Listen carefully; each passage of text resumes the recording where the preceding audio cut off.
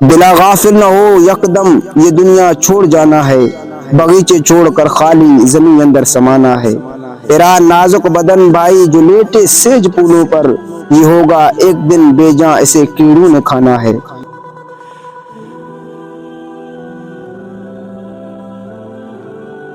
بسم اللہ الرحمن الرحیم۔ اللہ پاک کے نام سے شروع جو بڑا مہربان نہایت رحم والا ہے۔ کروڑوں درود و سلام نبی کریم صلی اللہ تعالی علیہ وسلم پر جو تمام جہانوں کے لیے رحمت للعالمین ہے۔ تمام دوستوں کو شاہنواز اتاری وائس چینل پر خوش آمدید اور خلوص برا سلام۔ السلام علیکم ورحمت اللہ وبرکاتہ۔ پیارے دوستو، آج ایک نئے سٹوری کے ساتھ آپ کی خدمت میں حاضر ہیں۔ آج کا ہمارا موضوع ہے انوکھا شہزادہ۔ یہ واقعہ کچھ اس طرح ہے کہ حضرت بکر بن عبداللہ رحمۃ اللہ تعالی علیہ فرماتے ہیں کہ بنی اسرائیل کا ایک بادشاہ تھا، اس کے پاس اللہ پاک کا دیا سب کچھ تھا، مال و دولت کی کثرت تھی، اس کی عمر بھی بہت لمبی ہوئی، اللہ پاک نے اسے بیٹی بھی کئی عطا فرمائے تھے۔ اس سب کے باوجود ایک مسئلہ تھا کہ بادشاہوں کو عموماً یہ فکر رہتی ہے کہ ان کے بعد ان کا وراثت، ان کا جانشین کون ہوگا۔ اس بادشاہ کو بھی یہی فکر تھی۔ اللہ پاک نے بیٹے تو عطا فرمائے، مگر معاملہ یہ تھا کہ جب اس کے بیٹے جوان ہوتے تو دنیا سے منہ پھیر لیتے، بالوں کا لباس پہنتے، جنگلوں کی طرف نکل جاتے اور پہاڑوں میں رہتے، درختوں کے پتے کھاتے اور دنیا سے دور اللہ پاک کی عبادت میں زندگی گزارنے لگتے۔ اب بادشاہ کو بڑی فکر تھی کہ سب بیٹے تو دنیا سے دور ہو گئے، اب ملک کون سنبھالے گا۔ اللہ پاک کا کرنا کچھ یوں ہوا کہ بادشاہ کے ہاں ایک اور بیٹا پیدا ہوا۔ بادشاہ کو فکر تھی کہ کہیں یہ بھی جنگل میں چلا جائے دوسرے بیٹوں کی طرح۔ چنانچہ بادشاہ نے اپنی رعایا کو جمع کیا اور کہا کہ میری عمر کافی ہو چکی ہے، مجھے خوف ہے کہ میرا یہ بیٹا بھی اپنے بھائیوں کی طرح بادشاہ سے بیزار نہ ہو جائے، ورنہ تم بادشاہ کے بغیر رہ جاؤ گے اور ملک تباہ و برباد ہو جائے گا، لہٰذا ابھی یہ بچہ ہی ہے، تم سب مل کر ابھی سے اس کے دل میں دنیا کی محبت ڈال دو۔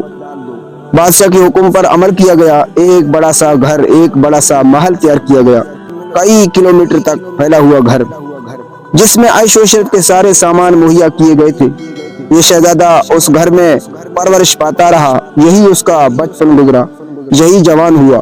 اس نے باہر کی دنیا کبھی دیکھی ہی نہیں تھی، اسے معلوم ہی نہیں تھا کہ اس بڑے سے گھر کے دیواروں کے باہر بھی کوئی جہان ہے، وہاں بھی لوگ رہتے ہیں۔ ایک دن کیا ہوا کہ شہزادہ دیوار کے قریب تھا، اسے باہر سے لوگوں کی آوازیں آئی، اسے حیرت ہوئی، نوکروں وغیرہ سے پوچھا کہ کیا اس دیوار کے باہر بھی کوئی اور جہان ہے، وہاں بھی کیا لوگ رہتے ہیں؟ کہا گیا جی ہاں، باہر پوری دنیا ہے۔ شہزادے نے ضد لگائی کہ مجھے باہر کی دنیا دیکھنی ہے۔ بادشاہ کو اس بارے میں خبر دی گئی۔ بادشاہ نے کہا کہ شہزادے کا دل بہلانے کے لیے عیش و عشرت کو مزید اضافہ کیا جائے۔ حکم پر عمل ہوا، شہزادہ دنیاوی عیش و عشرت میں مگن ہو گیا، باہر کی دنیا دیکھنے کی طرف دھیان ہی نہ گیا۔ یوں کرتے کرتے ایک سال گزر گیا۔ اگلے سال پھر شہزادے نے کہا کہ میں نے تو باہر کی دنیا دیکھنی ہے۔ شہزادے کی ضد تھی، آخر بادشاہ کو ماننی ہی پڑی۔ حکم ہوا کہ شہزادے کو باہر لے جاؤ، مگر اس کے ارد گرد عیش و عشرت کا سامان مہیا رکھو۔ اب شہزادہ زندگی میں پہلی بار اس بڑے گھر سے باہر نکلا۔ کیا ٹھاٹ پاٹ تھے، سونے چاندی اور ہیرے جواہرات سے سجی ہوئی سواری، لوگوں کا جم غفیر ساتھ ساتھ چل رہا تھا۔ یوں شان و شوکت کے ساتھ شہزادہ شہر کے نظارے کے لیے نکلا۔ راستے میں اسے ایک بیمار شخص نظر آیا۔ پوچھا یہ کون ہے، اسے کیا ہوا ہے؟ بتایا گیا کہ یہ بیمار ہے۔ شہزادے نے تو شان و شوکت کے ساتھ زندگی گزاری تھی، یہ کبھی اللہ پاک کی رحمت سے بیمار بھی نہیں ہوا تھا، نہ اسے بیماری کا پتہ تھا۔ اس نے حیرت سے پوچھا کہ کیا لوگ بیمار بھی ہوتے ہیں؟ سبھی ہوتے ہیں یا کوئی خاص نسل میں ہے جو بیمار ہوتے ہیں؟ کہا گیا کہ سبھی بیمار ہو سکتے ہیں۔ کہا کیا میں بھی بیمار ہو سکتا ہوں؟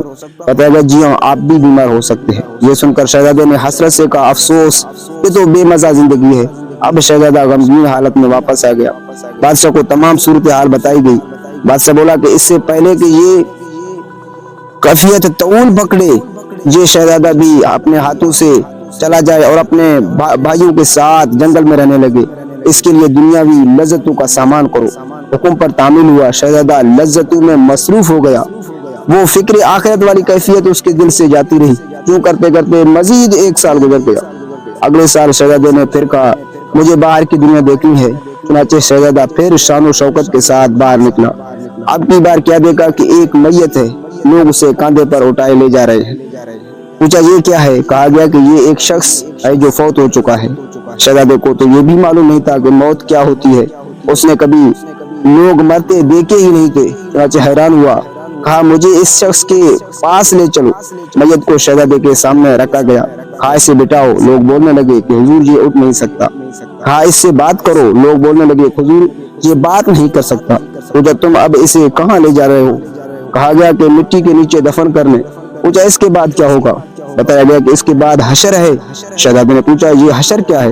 بتایا گیا حشر وہ دن ہے جو سب لوگ اللہ تبارک و تعالیٰ کے حضور حاضر ہوں گے، سب کو ان کے اعمال کی سزا و جزا دی جائے گی۔ شہزادے نے حیرت سے پوچھا کہ کیا اس جہان کے بعد بھی کوئی دنیا ہے، کوئی جہان ہے؟ بتایا گیا جی ہاں۔ اب تو شہزادے پر فکر آخرت کا خوب غلبہ ہو گیا۔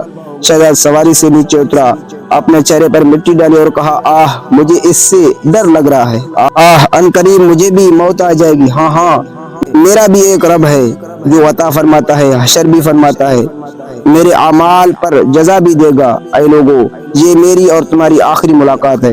اب شہزادہ واپس آیا۔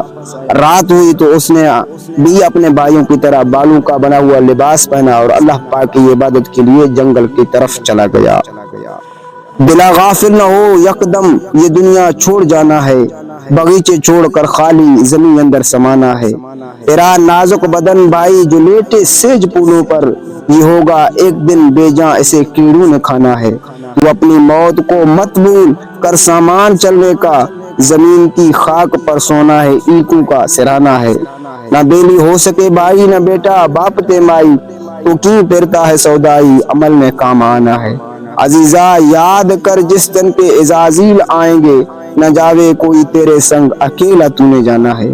جہاں کے شغل میں شاغل خدا کے ذکر سے غافل، کرے دعویٰ کہ یہ دنیا میرا دائم ٹھکانا ہے۔ غلام ایک دم نہ کر غفلت حیاتی پر نہ ہو غرہ، خدا کی یاد کر ہر دم کہ جس میں کام آنا ہے۔ پیارے محترم ناظرین کرام، خوش نصیب شہزادے پر اللہ تبارک و تعالیٰ کی کیسی کرم نوازی تھی۔ اس نے ساری زندگی عیش و عشرت میں گزاری۔ بادشاہ اور اس کی رعایا نے مل جل کر بہت کوشش کی کہ شہزادے کی توجہ آخرت کی طرف بالکل بھی نہ جائے، دنیاوی عیش و عشرت کا سامان اسے مہیا کیا جائے۔ ہر طرح اس کے دل میں دنیا کی محبت ڈالنے کی کوشش کی گئی، لیکن شہزادے کی خوشی قسمتی کے صرف ایک جنازے دیکھ کر اس نے عبرت لی اور آخرت کی تیاری میں مصروف ہو گیا۔ آہ ایک ہم ہیں، روزانہ جنازے اٹھتے دیکھتے ہیں، مسجدوں میں اعلان ہوتے سنتے ہیں، خبریں موصول ہوتی ہیں آج فلاں بن فلاں کا انتقال ہو گیا۔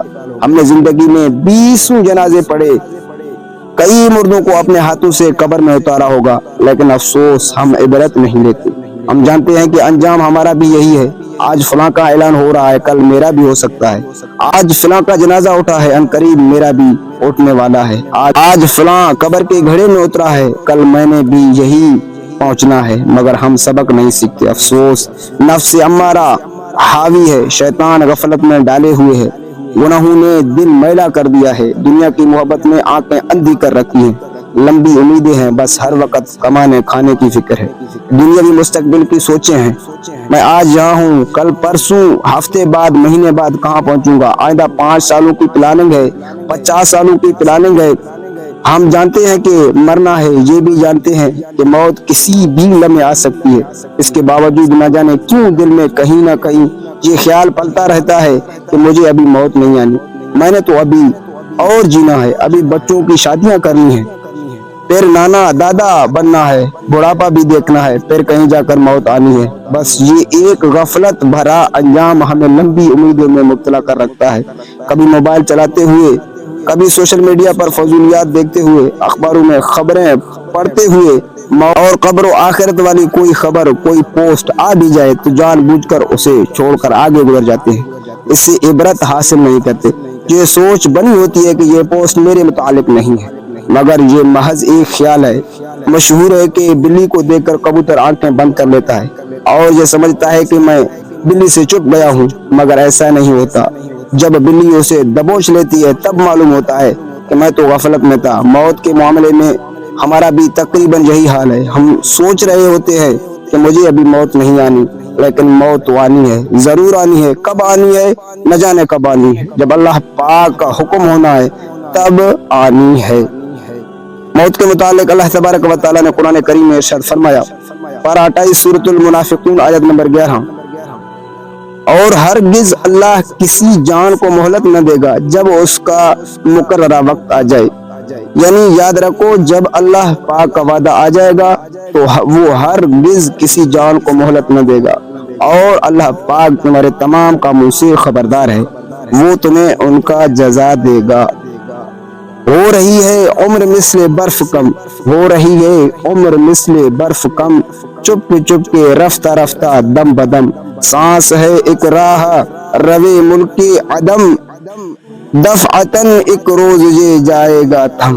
ایک دن مرنا ہے آخر موت ہے، کر لے جو کرنا ہے آخر موت ہے۔ محترمین کرام، اللہ تبارک و تعالی ہمیں عمل کی توفیق عطا فرمائے۔ مزید ملتے ہیں ایک نئے دلچسپ سٹوری کے ساتھ، تب تک کے لیے اللہ حافظ۔ اللہ پاک آپ کا حامی ناصر ہو، اپنا خیال رکھیے، والسلام۔